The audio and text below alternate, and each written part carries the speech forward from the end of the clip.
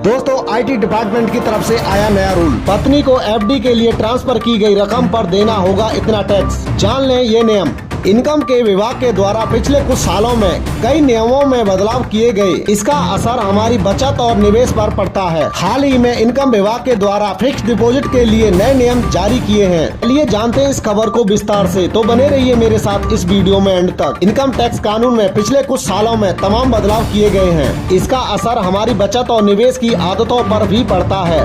हालांकि कई बार हम जाने अनजाने ऐसी योजनाओं में बिना सोचे समझे निवेश कर बैठते हैं जहां हमें आयकर कानून के तहत टैक्स बचाने का कोई लाभ नहीं मिलता। टैक्स से जुड़े ऐसे ही सवाल आपके मन में भी हैं तो हमें अपने सवाल भेज सकते हैं, जिनका जवाब हम टैक्स एक्सपर्ट के जरिए देते रहेंगे। अगर मैं अपने खाते से 3 लाख रुपए अपनी पत्नी के खाते में ट्रांसफर कर फिक्स डिपॉजिट में डालना चाहता हूं। मेरी पत्नी हाउसवाइफ है और इनकम टैक्स नहीं देती है। क्या एफडी से मिलने वाली आय पर मुझे टैक्स देना होगा?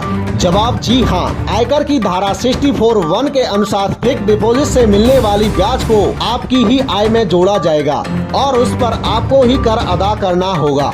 क्या पीएफ से प्राप्त ब्याज कर मुक्त होता है? जवाब बजट 21-22 से पहले पीएफ पूरी तरह आयकर मुक्त थी। हर बजट 21-22 के बाद अगर पीएफ में 2.5 लाख रुपए से ज्यादा का सालाना निवेश होता है तो आयकर की धारा 10(11) और 10(12) के तहत 2.5 लाख से ऊपर के निवेश से प्राप्त ब्याज कर योग्य माना जाएगा और आपकी आय में जोड़ा जाएगा।